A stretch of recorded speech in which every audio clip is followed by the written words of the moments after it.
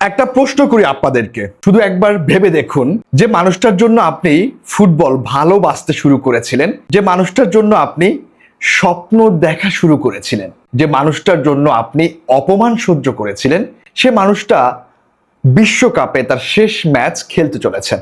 আমি এখনো বিশ্বাস করতে পারছি না লিওনেল মেসি আগামী 20 তারিখ স্পেনের বিপক্ষে ফাইনাল ম্যাচটি খেলতে নামবেন এবং ওই ম্যাচটি তার ক্যারিয়ারের শেষ ম্যাচ। দেখুন, লিওনেল মেসি হয়তো আরো কয়েকটি ম্যাচ খেলবেন এবং দেশের মাটিতে তিনি বিদায় নেবেন, বাট বিশ্বকাপের মঞ্চে এটি লিওনেল মেসির শেষ ম্যাচ অলিখিতভাবে। আজকের এই ভিডিওতে আমি র্যান্ডম কিছু কথাবার্তা বলবো লিওনেল মেসিকে নিয়ে, সুতরাং আপনারা আশা করছি মন দিয়ে শুনবেন এবং এই কথাগুলো যারা লিওনেল মেসি ফ্যান, যারা লিওনেল মেসিকে ফলো করে ফুটবলকে ভালোবাসতে শিখেছেন, তারা রিলেট করতে পারবেন আমার এই কথাগুলো। লিওনেল মেসির এই যাত্রাটা, এই ফুটবলীয় জার্নিটা খুব সহজ ছিল না।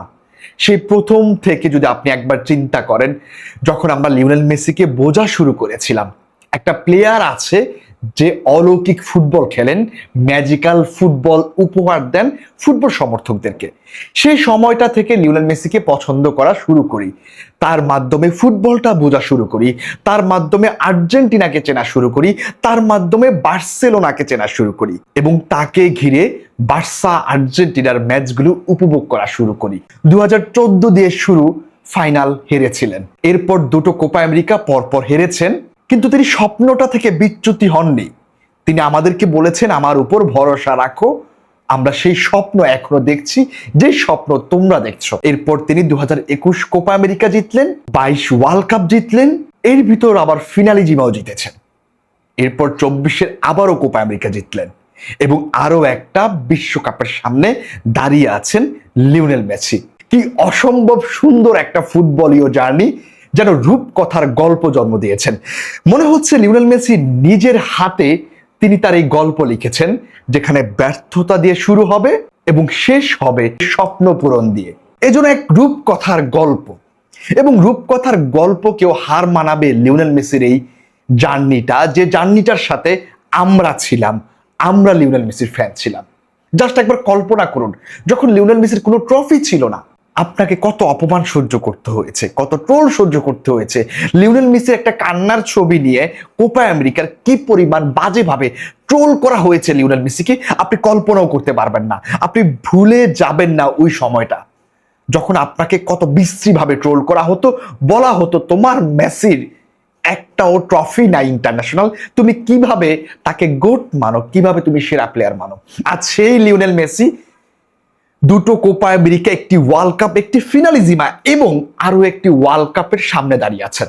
আপনি বুঝতে পারছেন তার ক্যারিয়ারটা কতটা সমৃদ্ধ। এবং সেই লিওনেল মেসিকে আমরা বিদায় দিতে চলেছি আগামী 20 তারিখ। তবে সেটা হেরে যাওয়া কোনো সৈনিকের মতো না, সেটা একজন বিজয়ী সম্রাটের মতো, যিনি সময়কে, প্রকৃতিকে সম্মান জানিয়ে তিনি ফুটবল মাঠটা ছাড়তে চলেছেন। এবং আমরা গর্বের সাথে বলতে পারবো, আমাদের লিওনেল মেসি একজন বিজয়ী সম্রাট এবং তিনি বিজয়ী হয়েই মাঠ ছেড়েছেন। আমি এই ভিডিওটা খুব বেশি বড় করব না, আমি জাস্ট আমার মনের আবেগগুলো আপনাদের কাছে শেয়ার করতে চলেছি। এবং আপনি যদি মেসি ফ্যান হয়ে থাকেন, তাহলে আপনি এই বিষয়গুলো রিলেট করতে পারবেন। দেখুন, আগামী ম্যাচটাতে কি হবে আমরা কেউই জানি না। আর্জেন্টিনা হয়তো জিতবে, নয়তো হেরে যাবে, বাট আমার বিন্দু পরিমাণও আফসোস থাকবে না এই লিওনেল মেসি কিংবা আর্জেন্টিনাকে নিয়ে।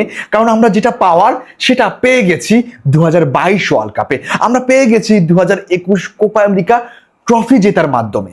আমাদের আর এই দলটার কাছ থেকে, এই প্লেয়ারগুলোর কাছ থেকে, এই লিওনেল মেসির কাছ থেকে কিছু পাওয়ার কিংবা চাওয়ার নেই। যদি এই ওয়ার্ল্ড কাপটা আমরা জিতে যাই, সেটা হবে আমাদের এক্সট্রা একটি বোনাসের মতো, এবং আমাদের ক্যারিয়ারটা হবে আরো সমৃদ্ধ, যেখানে কেউ কথা বলারও সুযোগ পাবে না। লিওনেল মেসির গড ডিবেট তো দূরের কথা, লিওনেল মেসির পাশে এমন কোনো ফুটবলার থাকার সুযোগও পাবে না যে লিওনেল মেসির সাথে কম্পেয়ার হতে পারে। সুতরাং লিওনেল মেসির উদ্দেশ্যে এবং লিওনেল মেসি ফ্যানদের উদ্দেশ্যে একটা কথা বলতে চাই, ধন্যবাদ লিওনেল মেসি আমাদেরকে এত সুন্দর একটা ফুটবলীয় জার্নি উপভোগ করে দেওয়ার জন্য।